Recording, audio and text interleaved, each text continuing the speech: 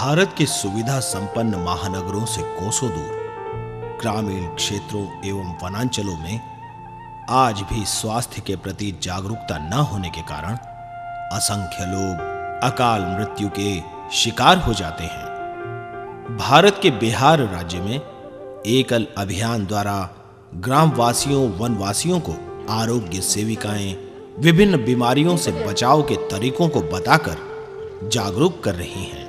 हम जाते हैं तो बताते हैं कि आप व्यक्तिगत सफाई और सामाजिक सफाई, ये दो प्रकार की सफाई पर अगर ध्यान रखेंगे तो बड़े से बड़े बीमारी से आप बच सकते हैं। जानकारी के अभाव में वो बीमार हो जाते हैं।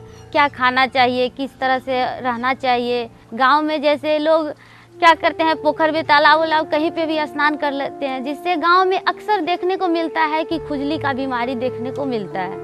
इसके लिए हम लोग बताते हैं कि आप रोज़ स्नान कीजिए, साबुन से स्नान कीजिए, तौलिया से पूछिए, एक दूसरे व्यक्ति का तौलिया प्रयोग नहीं कीजिए। अगर दूसरे व्यक्ति सब एक ही तौलिया से प्रयोग कीजिएगा तो घर में पूरे परिवार को, अगर एक व्यक्ति को खुजली होगा तो पूरे को हो जाएगा। नाखून काटना चाहिए, नाखून नहीं काटने से तरह तरह का बीमारी हो सकता है।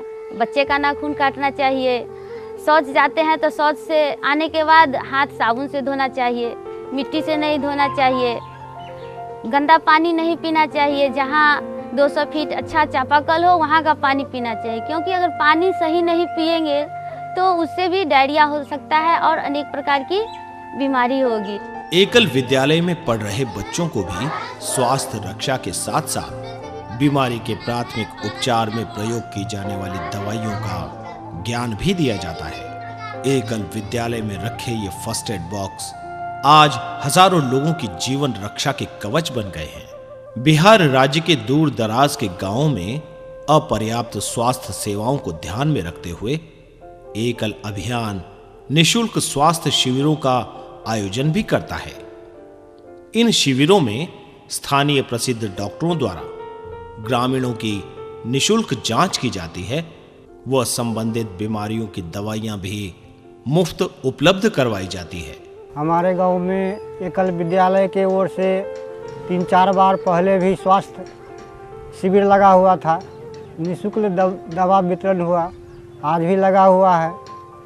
इससे बहुत लोगों का लाभ भी मिलता है। ऐसे मतलब हमेशा हर महीना में लगे तो और अच्छी बात है। गरीबों का यहाँ जहाँ डॉक्टर का सुविधा नहीं है, गरीब डॉक्टर तक नहीं पहुँच पाता है, यहाँ पर आकर के उसको दवा देते हैं। बड़े डॉक्टर आते हैं यहाँ तो निःशुल्क दवा देते हैं, इलाज करते हैं, पैसा नहीं लेते हैं। हम लोग preventive health, protective health, promotive health, positive health और हेल्थ एजुकेशन, ये 5 आयाम है जिस पर हम लोग बहुत जोर देते हैं। मैं तो एक सर्जन हूँ, सर्जरी करता हूँ, लेकिन इसमें मेरी रुचि है। स्वास्थ्य क्या बीमारी का इलाज कर देना नहीं, केवल बीमारी हटा देने से स्वास्थ्य नहीं होगा। स्वास्थ्य के लिए हमें उसका पूर्ण परीक्षण करना हो, और ये कार्य हम लोग बहुत दिन से कर रहे हैं। स्कूली बच्चों का स्वास्थ्य परीक्षण, ग्रामीण बच्चों का स्वास्थ्य परीक्षण, ग्रामीणों का स्वास्थ्य परीक्षण, इससे बहुत फायदे हैं। हम लोगों ने बहुत से काम किए इस दिशा में। एकल अभियान के द्वारा इस प्रकार के निशुल्क चिकित्सा शिविर आज संपूर्ण भारत में अलग अलग ग्रामीण क्षेत्रों में आयोजित होने लगे हैं।